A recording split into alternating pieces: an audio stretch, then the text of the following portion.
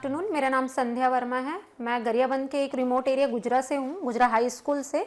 और आज हम जो है साइंस पे परीक्षा में कैसे साइंस के बच्चों को साइंस के सब्जेक्ट में ज़्यादा नंबर दिला सके, इस पर चर्चा करने वाले हैं। तो सबसे पहले मैं ब्लूप्रिंट की जानकारी देना चाहूँगी कि ब्लूप्रिंट के अकॉर्डिंग किस चैप्टर का कितना वेटेज है और हम कैसे जो 33 परसेंटाइल बच्चे हैं उनको थोड़ा अप करके ला सके नंबर उनका। तो इसके लिए सबसे पहले मैं आपको बताना चाहूंगी कि यूनिट वाइज जो है हमारे साइंस में टोटल 18 चैप्टर हैं और इस 18 चैप्टर को जो है आपके इस 18 चैप्टर को टोटल 9 यूनिट में बांटा गया है। तो ये जो 9 यूनिट है, इस 9 यूनिट में भी हर टॉपिक के लिए अलग अलग जो है नंबर क्लासिफाई किए गए हैं। जैसे कि अगर हम 2 नंबर का क्वेश्चन देखें तो यहाँ पे बता दिया गया है कि जो पहला यूनिट है, पहला यूनिट से 2 नंबर मतलब 1 नंबर के 2 क्वेश्चन आएंगे, दूसरे यूनिट से भी 1 नंबर के 2 क्वेश्चन आएंगे और तीसरे यूनिट से भी 1 नंबर का 2 क्वेश्चन है, चौथे में भी और 5वें में भी। तो इस तरीके से 10 नंबर का क्वेश्चन हमारे शुरू के जो 1 से 5 यूनिट है उसी से 1-1 नंबर के 2-2 क्वेश्चन बन के उन यूनिट से आ जाएंगे। फिर उसके बाद जैसे ही हम 6वां, 7वां और 8वां यूनिट में आते हैं तो इसमें से केवल 1-1 नंबर के 1-1 प्रश्न आ रहे हैं। तो हमको उसी के हिसाब से बच्चों को तैयारी करवाना है। और जो हमारा 9वां यूनिट है इसमें से टोटल 4 नंबर के क्वेश्चन आ रहे हैं, जिसमें से 2 नंबर और 1 नंबर का आ रहा है। तो इसका मतलब ये है कि इस यूनिट से हमको कोई 3 नंबर, 4 नंबर या 5 या 6 नंबर के क्वेश्चन बच्चे को प्रिपेयर कराना ही नहीं है, क्योंकि उससे नहीं आ रहा है तो कोई मतलब नहीं है कि इस यूनिट पे हम ज्यादा फोकस करें लॉन्ग क्वेश्चंस के लिए। अब हम अगर देखते हैं कि हमारा जो पहला यूनिट है अम्ल एवं क्षार और तत्वों का आवर्ती वर्गीकरण, तो इस यूनिट में आपका 1 नंबर का 2 क्वेश्चन आ रहा है और 2 नंबर का 1 क्वेश्चन और 4 नंबर का 1 क्वेश्चन आ रहा है। तो हमारा फोकस क्या होता है कि ये जो 8 नंबर है बच्चा इसको इजिली ला सकता है। कैसे ला सकता है वो अब हमको समझना है। तो ये मैं आपको अभी नेक्स्ट में बता रही हूँ, पहले हम ये समझ लेते कि किस किस यूनिट से कितने कितने नंबर के वेटेजेस आ रहे हैं। हमारा जो दूसरा यूनिट है इसमें भी 8 नंबर का क्वेश्चन है, लेकिन इसमें जो लॉन्ग क्वेश्चन है वो सीधा सीधा 6 नंबर का 1 क्वेश्चन आएगा। और चूंकि 6 नंबर का क्वेश्चन मोस्टली जब पूछता है तो इसको 2 क्वेश्चन में करके पूछता है, 3 नंबर प्लस 3 नंबर। तो आप मान के चलिए कि ये जो यूनिट है इसमें से आपको 3 नंबर वाले क्वेश्चन बच्चे को प्रिपेयर कराना पड़ेगा, प्लस लॉन्ग क्वेश्चन भी तैयार करना पड़ेगा। इन केस अगर 3-3 नंबर में क्वेश्चन नहीं आया और एक लॉन्ग क्वेश्चन आ गया तो हमको उस लॉन्ग क्वेश्चन के हिसाब से भी बच्चे को क्वेश्चन प्रिपेयर कराना है। सेम वैसे ही 3rd यूनिट में जो है आपका 4 नंबर का क्वेश्चन आ रहा है, 2 नंबर का क्वेश्चन आ रहा है, तो हमारा फोकस इस चैप्टर में 2 नंबर और 4 नंबर के क्वेश्चन में भी होना चाहिए जी। और इसके बाद जैसे कि हम देख रहे हैं कि हमारा जो चौथा यूनिट है, चौथा यूनिट में भी 2 नंबर, 3 नंबर और 1 नंबर के क्वेश्चन है। तो 2 नंबर के क्वेश्चंस के लिए हमको जो छोटे छोटे क्वेश्चंस है, उपयोग पूछ रहे हैं, एग्जाम्पल्स पूछ रहे हैं, उस पर फोकस करना होगा। और जो हमारा 3 नंबर का क्वेश्चन है इसमें या तो आपका डेफिनेशन आ सकता है या कोई रिएक्शंस दे सकते हैं, समीकरण बनाने को दे सकता है। इसके बाद हमारा जो 5वां यूनिट है इसमें 5 नंबर का 1 क्वेश्चन आ रहा है और 3 नंबर का 1 क्वेश्चन आ रहा है। तो ओवरऑल अगर हम ब्लूप्रिंट के अकॉर्डिंग चलते हैं तो हमको ये समझ में आता है कि हर यूनिट में बता दिया गया है कि किसमें कितने नंबर के क्वेश्चन आ रहे हैं। तो बच्चे आप सब ये ध्यान देंगे कि इसी के अकॉर्डिंग हमको हमारी परीक्षा की तैयारी करनी है ताकि हम अच्छा नंबर ला सके। अब इसके लिए हमको कैसे करना है सॉल्व ये देखते हैं। तो चलो हम एक एग्जांपल ले लेते हैं पहले यूनिट का। हमारा पहला यूनिट जो हमारा अम्ल, क्षार, तत्व, लवण है और तत्वों का आवर्ती वर्गीकरण, इसमें हमको 8 नंबर कैसे लाना है ये अब हम देखते हैं। देखिए ये प्रीवियस ईयर का एक क्वेश्चन आया हुआ है ना, क्वेश्चन का पैटर्न देखिए 1 + 1 + 1 + 1, 4 नंबर का क्वेश्चन है। और ये जो कि मैंने बोला कि पहले यूनिट से 4 नंबर का एक क्वेश्चन आएगा बेटा, तो ये उसी के हिसाब से बना हुआ है। अब आपको देखिए क्वेश्चन क्या पूछा है कि 3 तत्वों की परमाणु संख्या 5, 7, 10 दिया हुआ है। क्या बोल रहे हैं कि आपके 3 तत्व है ना, उसकी परमाणु संख्या है 5, 7 और 10।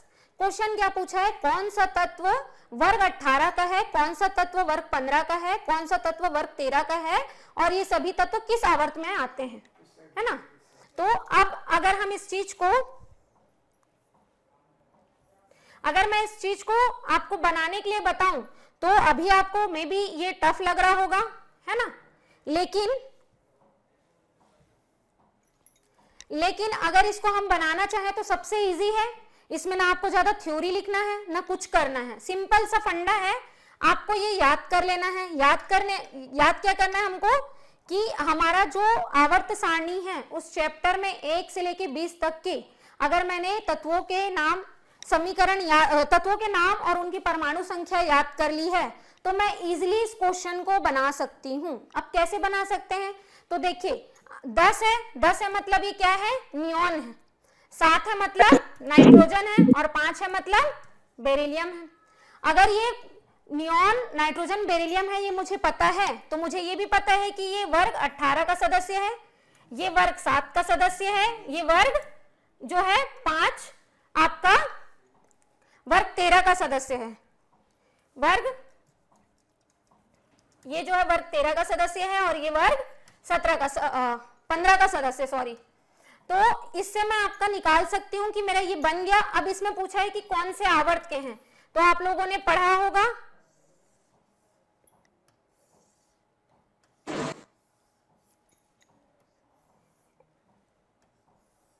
ऐसे करके आपके 1 से 18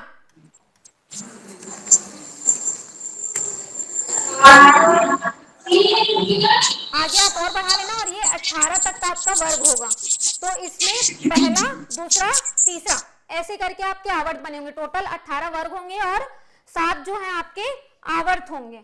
तो इन 7 आवर्त में ये सारे जो तत्व हैं ये सीधे सीधे जो है दूसरे नंबर के आवर्त में आ जाते हैं। तो मुझे इस क्वेश्चन में कुछ ज्यादा मेहनत करना पड़ा क्या, नहीं पड़ा। कुछ ज्यादा लिखना पड़ा क्या, नहीं पड़ा। अगर मैं केवल चौथे अध्याय का अपना एक पीरियोडिक टेबल का चार्ट देख लूं, समझ लूं और उसको पढ़ लूं तो मैं इजीली इस क्वेश्चन को सॉल्व कर सकती हूँ। इस क्वेश्चन में कुछ नहीं है, बस आपको ये याद करना है कि एटलीस्ट 1 से 20 तक याद कर लो। मैं तो अपने स्कूल में 140 तक बच्चों को रटवाई हूँ, लेकिन अगर आप 1 से 20 भी कर लेते हो तो इससे ऊपर में क्वेश्चन नहीं आता है। अब इसी से एक और क्वेश्चन पूछा हुआ है तो वो मैं आपको बताती हूं कि एक तत्व है, उसमें ये बोलते हैं कि एक तत्व है और उस तत्व की जो परमाणु संख्या है वो 11 है। क्वेश्चन आया है कि एक तत्व है और उस तत्व की परमाणु संख्या कितनी है, 11 है। अब आपको ये बताना है बेटा कि ये तत्व कौन सा है, कैसे आया और कहां से आया, है ना। इसके ऊपर क्वेश्चन आएंगे 4, और 4 क्वेश्चन रहेगा कि सबसे पहले इसका नाम बताओ, दूसरे में इसका इलेक्ट्रॉनिक विन्यास भरने का पूछेगा, तीसरे में इसका जो है वर्ग पूछेगा, और चौथा क्वेश्चन इससे पूछ सकता है कि इसका आवर्त क्या है। बस ये 4 ही चीज पूछेंगे और इससे हमको 4 नंबर मिल जाएगा। तो सबसे पहले अगर मैं परमाणु संख्या याद की हुई हूं तो मुझे मालूम है कि ये तत्व क्या है, सोडियम है। तो इसका नाम हम क्या लिख देंगे, सोडियम। अब इसका इलेक्ट्रॉनिक विन्यास पूछा है। 9वीं कक्षा में हम लोग बोरबरी का नियम सब बच्चे पढ़ते हैं। कैसे पढ़ते हैं कि ये एक कक्ष है, ये दूसरा कक्ष है, ये तीसरा कक्ष है और ये चौथा कक्ष है। ये नाभिक है हमारा और इसको हम नाम देते हैं KLMN, ठीक है। फिर इन सारे कक्षों को भी नंबरिंग कर देते हैं 1 2 3 4 करके। तो बस इसी नियम से आप इसको बना सकते हो। अब देखो सोडियम बोला है और हम लोग को पता है कि बोरबरी का नियम बोलता है कि आपको इलेक्ट्रॉनों को 2 8 8 में फिल करना है, ये इसका नियम है। तो पहले कक्ष में हमको कितना इलेक्ट्रॉन लेना है, 2 इलेक्ट्रॉन लेना है। तो अगर मैं 11 में से 2 घटा दूं तो कितना बचेगा, 9 बचेगा। तो मेरे दूसरे कक्ष के लिए कितना इलेक्ट्रॉन बोल रहा है, 8 इलेक्ट्रॉन। तो मैं दूसरे कक्ष में 8 इलेक्ट्रॉन लगा सकती हूँ, हो गया। अब 9 में से मैंने फिर 8 घटा दिया, कितना बचा, 1। तो मेरे तीसरे कक्ष में कितना इलेक्ट्रॉन जाएगा, 1 इलेक्ट्रॉन। तो मेरे को क्या मिल गया इससे, 2 8 1, इलेक्ट्रॉनिक विन्यास फिल हो गया। अब उसके बाद कौन से वर्ग का सदस्य है, तो चूंकि हाइड्रोजन आता है, लिथियम आता है और फिर सोडियम आता है, ये पहले वर्ग के सदस्य हैं और तीसरे आवर्त में हैं। तो इसका वर्ग क्या होगा, पहला, और आवर्त क्या होगा, तीसरा। अब इसमें क्या मेरे को कुछ ज्यादा मेहनत करने की जरूरत पड़ी बेटा, नहीं पड़ा। एकदम इजी सा फंडा था। और चूंकि मैंने इसको बहुत ज्यादा कठिन सोच के रखा था, मैं क्वेश्चन छोड़ के आ रही हूं पेपर में। लेकिन अगर मैं थोड़ा सा दिमाग लगा लूं तो मैं इजीली इसको पूरा बना सकती हूं। समझ में आया।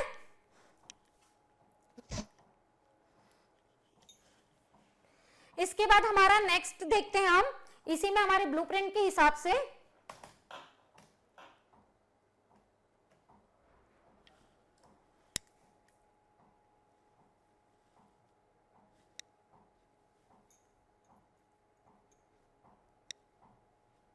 देखो ये क्वेश्चन आया जीवमंडल किसे कहते हैं। यही क्वेश्चन दूसरे सेट में आया हुआ है कि जैव अपघटक किसे कहते हैं। अब अगर मुझे ये अपना, ये हमारा 9वां यूनिट का क्वेश्चन है, 2 नंबर का ही क्वेश्चन आएगा। अब इसको मैं इजी वे में बताती हूँ, एक छोटा सा टॉपिक पढ़ेंगे और हम लोग कैसे इसमें 4 में 4 नंबर ला सकते हैं।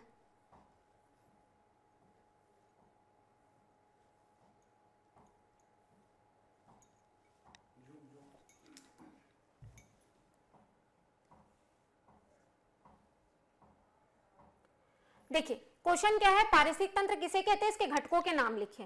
बस आप एक ये क्वेश्चन को तैयार कर लीजिए और आपका पूरा का पूरा इस यूनिट से 2 नंबर का क्वेश्चन मैं इसलिए भी चुटकियों में बना देती हूँ, आप लोग देखिएगा कैसे। सबसे पहले पारिस्थितिक तंत्र शब्द किसने दिया था, एजे टेंसले ने दिया था, साइंटिस्ट थे, है ना, नाम था उनका ए.जी. टेंसले। कब दिया था, 1935 में। ये अगर एक चीज याद रखते हैं आप, तो आपका मैथ्स द कॉलम में ये 1 नंबर में पूछा है, एक बार नहीं कई बार पूछा है, कई सालों तक पूछा है। मैं क्वेश्चन पेपर आप लोग को शेयर करवाऊंगी सर के थ्रू, आप लोगों को मिलेगा, देखिएगा आप। उसके बाद दूसरा, इसकी डेफिनेशन देख लीजिए, किसी खास क्षेत्र में रहने वाले सभी जीव जंतु और उसके जैविक पर्यावरण के बीच होने वाले अंतर संबंध को कहते हैं। पढ़ने में अगर आपको टफ लग रहा है, इसको सरल वे में चल देते हैं। सरल वे में हम क्या लिख सकते हैं, निर्जीव और सजीव, निर्जीव और सजीव जीवों के बीच के अंतर संबंध को हम क्या कहते हैं, पारिस्थितिक तंत्र कहते हैं। सरल भाषा में आ गए हम। इसके बाद दूसरा, इसी का और एक डेफिनेशन बता देती हूं, अजैविक घटक, अजैविक घटक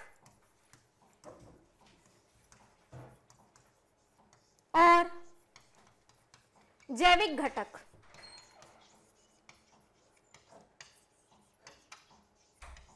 घटक के बीच के अंतर संबंध को हम पारिस्थितिक तंत्र कहते हैं। तो कुल मिला के मैंने क्या बताया, लिविंग थिंग और नॉन लिविंग थिंग, इनके बीच का जो इंटरेक्शन है वो हमारा क्या है, पारिस्थितिक तंत्र है। तो चाहे आप इस शब्द में याद कर ले कि किसी खास क्षेत्र में, खास क्षेत्र मतलब जैसे आप जहां रहते हो, मान लो आप स्कूल में अभी रहते हो 8 घंटे, तो हम स्कूल को ले लेते हैं। तो हमारे स्कूल में जितने भी छोटे छोटे जीव जंतु आपको दिख रहे हैं, चाहे कीड़े मकोड़े दिख रहे हो, चाहे आपको कोई बंदर वहां दिख रहा हो, कोई पक्षी वहां पे दिख रहा हो, चाहे कुछ भी दिख रहा हो, तो वो उसका क्या है, उसका एक पर्टिकुलर रहने का क्षेत्र है, पारिस्थितिक तंत्र है उसका। और वहां पर वो जीव क्या अकेले रह रहे हैं, नहीं, उसके साथ पेड़ पौधे भी हैं, उसके साथ दूसरे जीव जंतु भी हैं, उसके साथ हवा पानी लाइट मिट्टी सब कुछ है।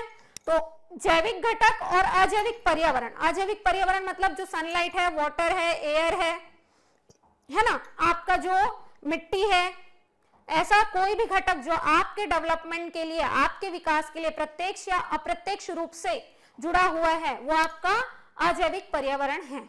तो इन दोनों के बीच के अंतर संबंध से हमारा क्या बनता है, पारिस्थितिक तंत्र बनता है। अब मैंने एक छोटे से डेफिनेशन में ही आपके 4 क्वेश्चन सॉल्व कर दिए। पहला कि अगर आपको ये पूछता है कि अजैविक घटक क्या है, तो आपको पता चल गया कि अजैविक घटक क्या है, जलवायु है, वातावरण है, आपका मिट्टी है, हवा है, पानी है। जैविक घटक क्या है, तो आपके पर्यावरण में जो उपस्थित जीव है, चाहे वो पेड़ पौधे हो, चाहे जीव जंतु हो, चाहे कीड़ा हो, ग्रॉसहॉपर हो, मेंढक हो, छिपकली हो, सांप हो, चाहे आप खुद हो, आप क्या है, जैविक घटक हैं। अब इसी के आधार पे इसके प्रकार पूछा था, तो यहाँ पे मैंने देखो मेंशन किया हुआ है अजैविक घटक और जैविक घटक को। जैविक घटक में उत्पादक, उपभोक्ता और अपघटक आते हैं, और अजैविक घटक में आपके अकार्बनिक, कार्बनिक और जलवायु तत्व आते हैं। अब उत्पादक कौन है, तो उत्पादक कौन होगा, तो जो उत्पादक है आपके, जो प्रकाश संश्लेषण की क्रिया करेंगे, स्वपोषी होंगे, अपना खाना खुद बनाएंगे, वो आपके उत्पादक होंगे। अब ये जो उत्पादक हैं आपके, ये कौन कौन हो सकते हैं, ये भी हमको समझना जरूरी है। तो आपके जो उत्पादक है उसमें सभी ग्रीन प्लांट्स को लेंगे आप, ठीक है, जो प्रकाश संश्लेषण की क्रिया कर रहे हैं। ठीक है, अब ये उत्पादक के एग्जाम्पल में पेपर में क्वेश्चन आया हुआ है, मैं अभी आप लोग को डिस्प्ले करूंगी, दिखाऊंगी।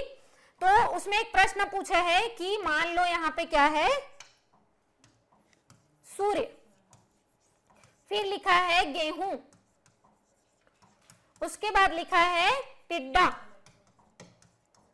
और फिर लिखा है यहां पे सांप, और फिर है मोर। उसके बाद प्रश्न पूछा है आपको कि इसमें से कौन उत्पादक है। तो सूर्य से अपना भोजन जो बना रहा है वो कौन है, गेहूं है, हरा पेड़ पौधा है, दैट मीन्स उत्पादक कौन है, गेहूं। इसी में अगले सेट में क्या क्वेश्चन पूछा था कि इस पूरे में आपका प्राथमिक उपभोक्ता कौन है बताइए।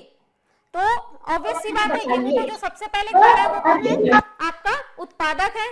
तो प्राथमिक उत्पादक कौन होगा, टिड्डा होगा, सॉरी प्राथमिक उपभोक्ता कौन होगा, आपका टिड्डा होगा। उसके बाद इसी में एक और क्वेश्चन पूछा था कि मांसाहारी उपभोक्ता कौन है, मैच द कॉलम में क्वेश्चन आया था। तो मांसाहारी उपभोक्ता कौन है, सांप है। ऑप्शन में वहां पे दिया रहेगा आपको। तो आपको कॉन्सेप्ट समझना है कि अगर आप एक उदाहरण याद करते हो तो वही एक उदाहरण इस यूनिट में आपको कैसे मैच द कॉलम में भी पूछता है, कैसे वो फिलिंग द ब्लैंक में पूछ रहा है, और कैसे वो मल्टीपल चॉइस में आ रहा है, और कैसे हम उसको एज अ थ्योरी भी 2 नंबर में लिख के नंबर ला सकते हैं। ठीक है, अब देखिए इसका क्वेश्चन मैं दिखाती हूँ जो आया हुआ था पिछले साल।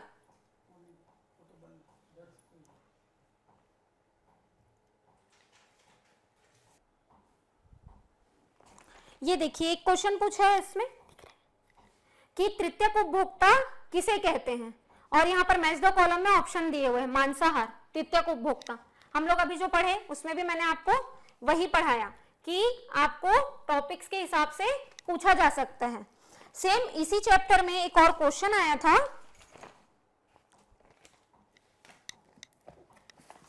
ये मैं प्रीवियस ईयर का पेपर लेके आई थी आप लोगों को बताने के लिए। ये देखिए, घास, टिड्डा, मेंढक, सांप, उपरोक्त खाद्य श्रृंखला में प्राथमिक उपभोक्ता कौन है। तो इसको कितना इजीली हम पहचान सकते हैं, जो सबसे पहले घास को खाएगा वही आपका क्या हो सकता है, आपका प्राथमिक उपभोक्ता हो सकता है। तो टिड्डा आएगा इसमें आंसर। फिर यही चीज अगले सेट में और पूछा है, और हर सेट में आप देखोगे कि क्वेश्चन का पैटर्न जो है बहुत इजी है, बस हमको समझना है। और एक खास बात बताना चाहूंगी कि जो ये क्वेश्चंस आ रहे हैं ना, इसमें से कुछ क्वेश्चन के आंसर इसी पेपर में मिल जाते हैं, इस क्वेश्चन पेपर में ही मिल जाते हैं। तो अगर हम क्वेश्चन पेपर को भी सही से पढ़ ले तो 3-4 नंबर ऐसे ही पा सकते बच्चे। जैसे कि देखो, मानव निर्मित पारिस्थितिक तंत्र, मछली घर। मछली घर मतलब एक्वेरियम। आप कभी बड़े रेस्टोरेंट में या फिर किसी मॉल में या कहीं भी जाते हैं तो आप देखते होंगे रंग बिरंगी मछलियों की एक टंकी होती है, उसको मछली घर बोलते हैं, इंग्लिश में उसको एक्वेरियम बोलते हैं। तो आपको ये छोटे छोटे टॉपिक्स हैं। देखो, पारिस्थितिक तंत्र कोई बड़ा टॉपिक नहीं था, एकदम छोटा सा टॉपिक था। 3 चीजें हैं इसमें जिसको हमको पढ़ना है। क्या है कि उत्पादक होता है, उपभोक्ता होता है, और अपघटक होता है। अजैविक घटक होते हैं, जैविक घटक होते हैं। उसके बाद पारिस्थितिक तंत्र के प्रकार क्या हैं, तो एक जलीय पारिस्थितिक तंत्र होता है और एक स्थलीय पारिस्थितिक तंत्र होता है। अब मान लो मेरा जलीय पारिस्थितिक तंत्र है, मान लो मेरा जलीय पारिस्थितिक तंत्र है, तो इस जलीय पारिस्थितिक तंत्र में मेरे को ज्यादा कुछ नहीं पढ़ना है, बस मेरे को इतना याद होना चाहिए कि मेरे जलीय पारिस्थितिक तंत्र में समुद्र आ सकता है, नदी आ सकता है, तालाब आ सकता है ना। और ये सारे के सारे कैसे हैं, प्राकृतिक हैं। जलीय पारिस्थितिक तंत्र है, प्राकृतिक पारिस्थितिक तंत्र है। लेकिन अगर मैंने मछली घर बोला, अगर मैंने मछली घर बोला या मैंने एक्वेरियम बोला, तो ये मेरा कैसा पारिस्थितिक तंत्र है, मैनमेड। मैनमेड मतलब मनुष्य के द्वारा बनाया गया पारिस्थितिक तंत्र है। तो ये मैं एग्जांपल अगर याद कर लूं तो मेरा मल्टीपल चॉइस बन जाएगा, मेरा खाली स्थान बन जाएगा, और मेरा मैच द कॉलम बन जाएगा। दूसरा, हम थलीय पारिस्थितिक तंत्र में आते हैं। तो थलीय पारिस्थितिक तंत्र क्या है हमारा, तो आपका जो थल में चल रहा है, जमीन में चल रहा है, टेरेस्ट्रियल बोलते हैं इसको। तो इसमें हमको याद रखना है क्या, आपका सबसे पहला जंगल, फिर आपका खेत, गार्डन, पार्क, है ना। हम ऐसे अपने पारिस्थितिक तंत्र को याद कर सकते हैं। अब जो जंगल है वो मेरा कैसा है, प्राकृतिक है, और जो खेत और गार्डन है वो मेरा कैसा है, मानव निर्मित है। अगर मैं ये छोटे छोटे कॉन्सेप्ट को अपना समझ जाऊं, समझ में आ रहा है आप लोगों को बच्चा, अगर ये छोटी छोटी चीजों को मैं याद कर लूं, समझ जाऊं, तो मेरे 2 नंबर के क्वेश्चन भी बन गए और मेरा 2 नंबर का ऑब्जेक्टिव भी बन गया, और इस तरीके से मैं इजिली जो है पास हो सकती हूँ। कोई बड़ा बात नहीं है। अगर कोई बच्चे को ये लग रहा है कि साइंस बहुत कठिन है, तो मैं उसको ये बोलना चाहूंगी कि बेटा साइंस से इजी कोई सब्जेक्ट नहीं है। आपके आसपास की चीजों को ही देख देख के आपको पढ़ना होता है। क्या आपके आसपास में क्या जंगल नहीं है? हम लोग तो गरियाबंद में ही रहते हैं, उद्दंती अभ्यारण्य है, ये जंगल ही है, और इस जंगल में कितने सारे जीव जंतु हैं। अगर मैं एक छोटा सा एग्जाम्पल ले लेती हूँ, चलो ठीक है, एक छोटा सा एग्जाम्पल लेते हैं। क्या पढ़ते हैं हम? फूड चेन देखते हैं। क्या देख रहे हैं? फूड चेन, खाद्य श्रृंखला, है ना। आज आपका ये 9वां यूनिट का जो भूत होगा, डर होगा, वो खत्म हो जाएगा। तो फूड चेन में हम क्या देख रहे हैं कि आपका सबसे पहले हम जंगल में हैं, उद्दंती अभ्यारण्य में घूमने चले हैं, ठीक है ना, सबके सब साथ में। तो ये जो हमारा जंगल है, इस जंगल में अब क्या हो सकता है?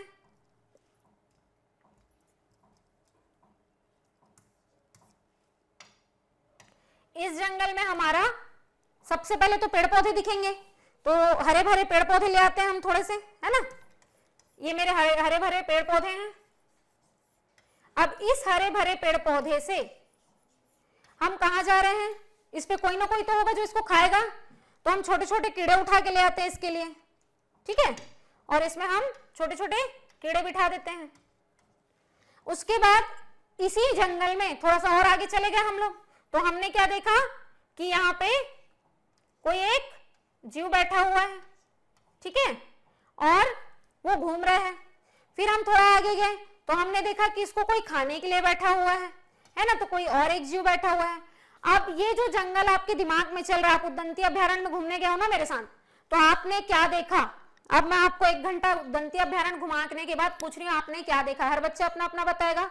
कोई बोलेगा मैडम मैंने बड़ा पेड़ देखा, कोई बोलेगा मैंने चिड़िया देखा, कोई बोलेगा कीड़ा देखा, कोई बोला सांप देखा, कोई बोला खरगोश देखा, किसी ने हाथी देखा, तेंदुआ देखा, कुछ तो देखे। अब इन सबको हम एक साथ ले ले तो हमको क्या पता चलेगा कि हर जीव एक दूसरे को खाने के लिए एक दूसरे पर निर्भर है, और जो जीव एक दूसरे पर निर्भर है, इसी से हम आगे अपनी स्टोरी निकालते हैं। तो सबसे पहले हमने क्या देखा? जंगल में हरे पेड़ पौधे देखे, ठीक है। ये हरे पेड़ पौधे क्या कहलाए? हमारे उत्पादक कहलाए। क्या कहलाए? उत्पादक, ठीक है। और इस उत्पादक को खाने के लिए हमने क्या देखा? छोटे जीव जंतु देखे, कीड़े मकोड़े देखे, या फिर हमने क्या देखा? कीड़े मकोड़े के अलावा खरगोश को देखे, बकरी को देखे, या फिर गाय को देखे, ठीक है ना। तो ये जो मेरे खरगोश, गाय, बकरी थे, ये सब क्या हो सकते हैं?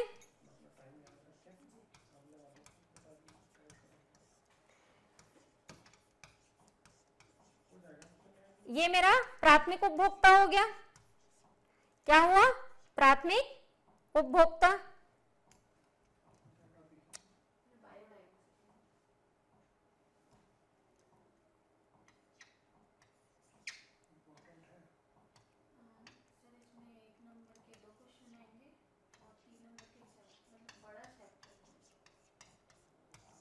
इसके बाद मैंने देखा कि इस कीड़े मकोड़े को खाने के लिए वहां पर छिपकली उपस्थित है ना, लिजर्ड उपस्थित है, सांप है, मेंढक है, और ये बकरी गाय को खाने के लिए वहां पे तेंदुआ या फिर शेर है।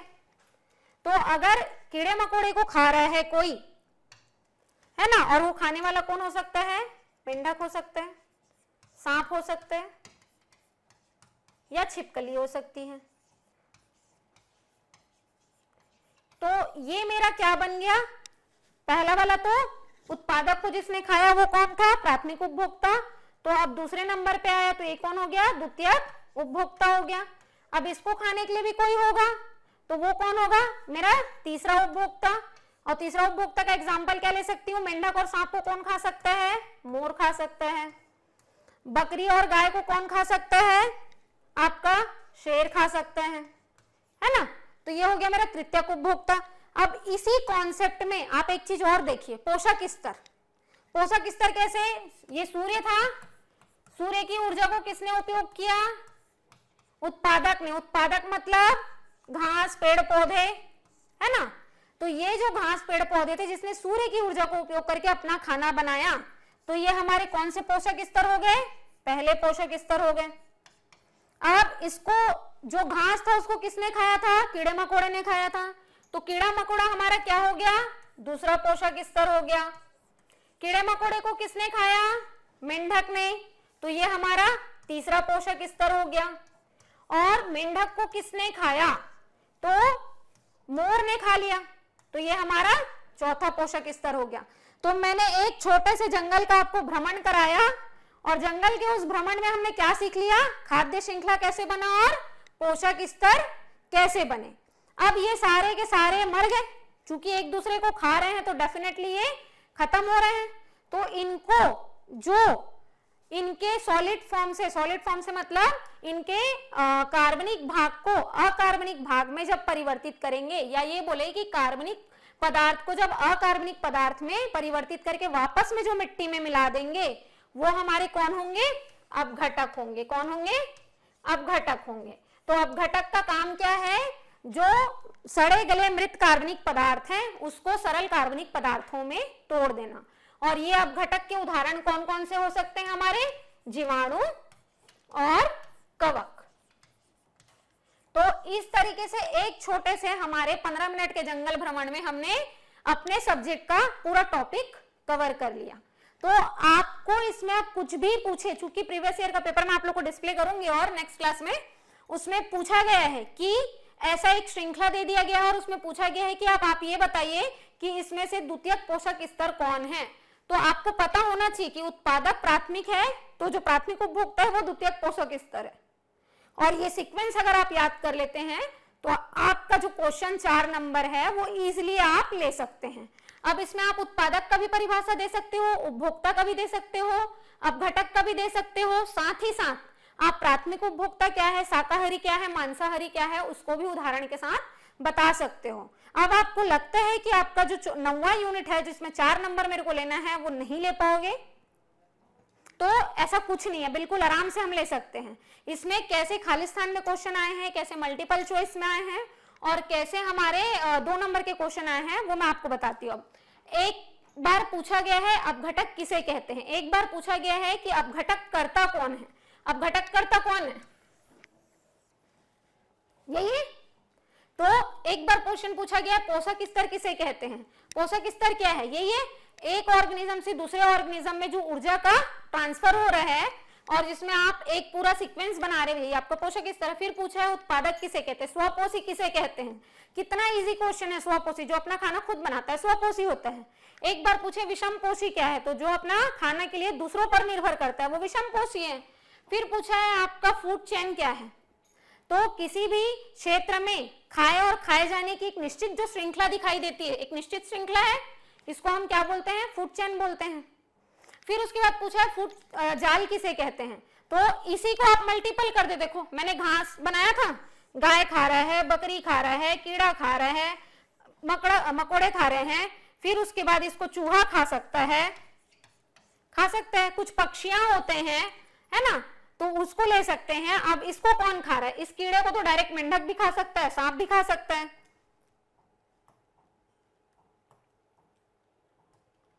है ना।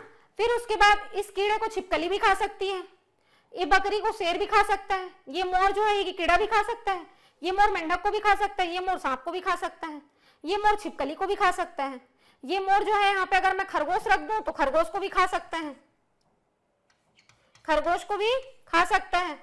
फिर ये शेर इसको भी खा सकता है, शेर गाय को भी खा सकता है।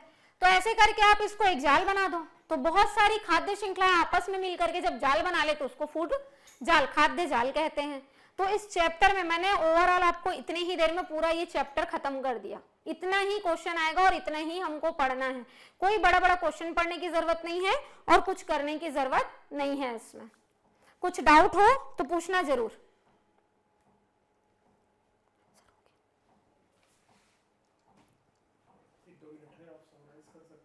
ठीक है,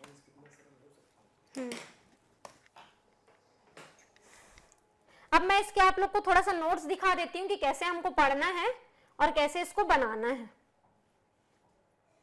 अच्छा, इसमें एक चीज और बताते हैं, एक छोटा सा कॉन्सेप्ट था जो कि आपके 4 नंबर के क्वेश्चन में आता है। ये है एक आपका पीएच स्केल पे क्वेश्चन आता है। पीएच स्केल क्या है? या तो नॉर्मली ये क्वेश्चन आता है या फिर क्वेश्चन पूछता है आपका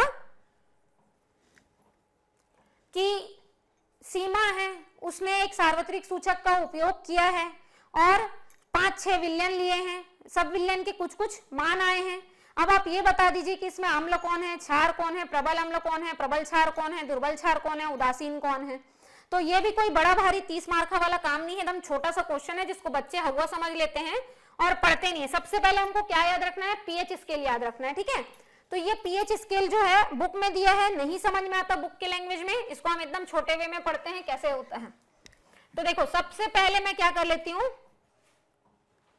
मैं एक पीएच स्केल बना लेती हूँ, ठीक है। ये मैंने बना लिया, यहां पे मैंने 1 दिया और यहां पे मैंने 14 दिया, 1 और 14। 1 और 14 का बीच का अंक क्या है मेरा? 7, तो यहां पे मैंने 7 दे दिया। अब अगर मैं बाएं हाथ की तरफ जा रही हूं, अगर मैं कहा जा रही हूं? बाएं हाथ की तरफ, तो मैं क्या बना रही हूं? प्रबल अम्ल बना रही हूं। क्या बना रही हूं? प्रबल अम्ल। और अगर मैं दाएं हाथ की तरफ जा रही हूं तो मैं प्रबल क्षार बना रही हूं। क्या बना रही हूं? प्रबल क्षार। कहने का मतलब क्या है कि अगर आप 7 से कम नंबर की तरफ जा रहे हो तो प्रबल अम्ल बन रहे हैं और 7 से अधिक नंबर की तरफ जा रहे हो तो प्रबल क्षार बन रहे हैं। अब 7 के बाद क्या आता है? 8, उसके बाद क्या आता है? 9, 10, 11, 12, 13 और 14। तो जो मेरा 14 है वो क्या है? एकदम स्ट्रॉन्ग क्षार है, जो कि नॉर्मली आपको निरमा साबुन में दिख जाएगा। घर में आप एक्सपेरिमेंट करके देखिए, लिटमस पेपर ले और आप जो सोप यूज करते हैं, जो फेस वॉश यूज करते हैं, जो साबुन यूज करते हैं, बर्तन धोने का साबुन यूज करें, उसको आप अपने पीएच पेपर से लगा के चेक करिए, आपको पता चलेगा आप कितना ज्यादा क्षार का यूज करें, कितना ज्यादा अम्ल का यूज कर रहे हैं। उसी प्रकार मैं 7 से लेफ्ट साइड में जा रही हूं तो 7 से इस तरफ के नंबर्स लिखूंगी, 6, 5, 4, 3, 2, 1।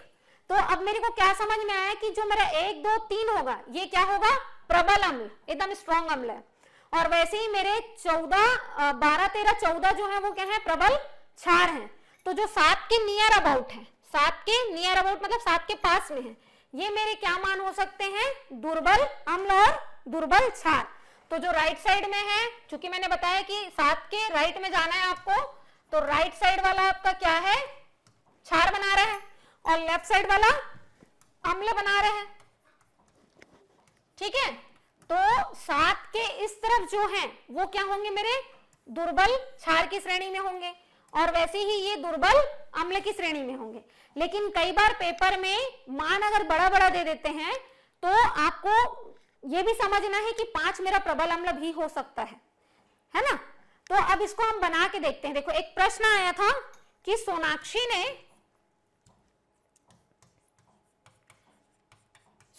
ने एक एक्सपेरिमेंट किया और 5 विलयन लिया।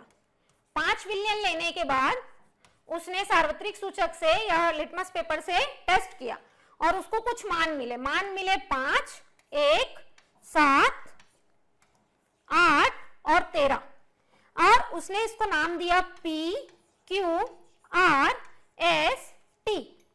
अब उसके बाद क्वेश्चन आया है कि आप इसमें बताइए प्रबल अम्ल कौन सा है। क्वेश्चन क्या है हमारा? प्रबल अम्ल कौन सा है। दूसरा क्वेश्चन पूछा है दुर्बल क्षार कौन सा है और तीसरा प्रश्न पूछा है उदासीन।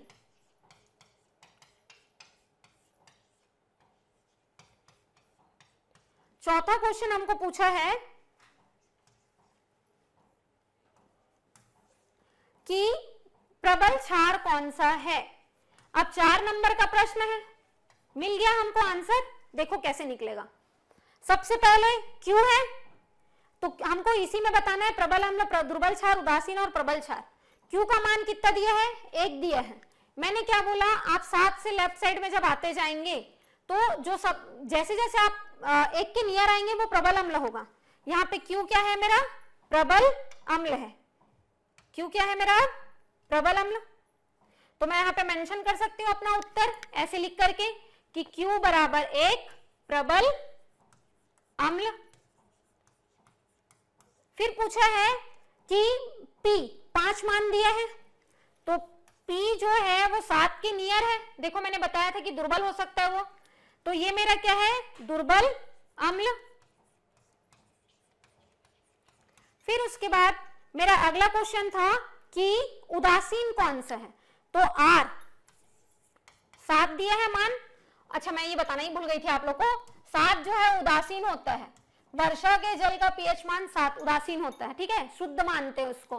तो 7 जो हमारा उदासीन होता है। ये जो पीएच स्केल है इसमें आपको 3 वैल्यू हमेशा याद रखना है, 1, 7 और 14। 14 की तरफ जा रहे हो तो प्रबल क्षार है, 1 की तरफ आ रहे हो तो प्रबल अम्ल है, 7 में हो तो आप उदासीन हो। आपके ब्लड का पीएच 7.4 होता है ना। तो आप मुझे ये बताना, अगली क्लास में मैं पूछूंगी कि ये जो 7.4 है ये प्रबल अम्ल में आएगा या दुर्बल क्षार में आएगा या फिर दुर्बल अम्ल में आएगा या प्रबल अम्ल में आएगा, ठीक है। चारों में से कौन से बताना, आपका ब्लड है क्या एक्चुअल में, ये बताना आपको।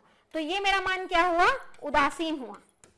अब उसके बाद पूछा है S, तो S जो है उसमें क्या लिखा है, 8 मैंने क्या बताया, दुर्बल क्षार को प्रदर्शित करता है।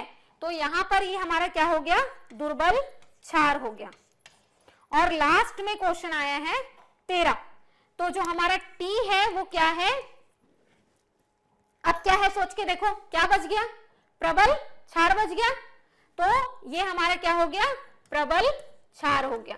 तो इस प्रकार से एक छोटे से क्वेश्चन में, कोई बड़ा क्वेश्चन था क्या, नहीं, लेकिन पढ़ने में बहुत बड़ा था ये, क्योंकि पूरी एक स्टोरी लिखी थी, उसने ऐसा प्रैक्टिकल किया, ये किया वो किया, फिर इतने मिलियन थे, ये था वो था, लेकिन आंसर क्या था, खोदा पहाड़ निकला चूहा, छोटा सा आंसर। बस आपको नंबर लिख लिख के उसको बताना है। तो अगर आप ये स्केल याद कर लेते हो, बस इतना सा याद करना है आपको कि मैं अगर सीधे हाथ की तरफ जा रही हूं तो मैं प्रबल क्षार बना रही हूं, और मैं अगर उल्टे हाथ की तरफ चल रही हूं तो मैं प्रबल अम्ल बना रही हूं, और अगर मैं बीच में खड़ी हो गई हूं तो मेरे आसपास में जो भी है वो क्या है, उल्टे हाथ के साइड वाले दुर्बल है, अम्ल है, और सीधे हाथ के साइड वाले दुर्बल क्षार है। तो मेरा ये क्वेश्चन किसी भी तरीके से पूछे मैं आराम से इसको हल कर सकती हूँ और मेरा 4 नंबर आ जाएगा।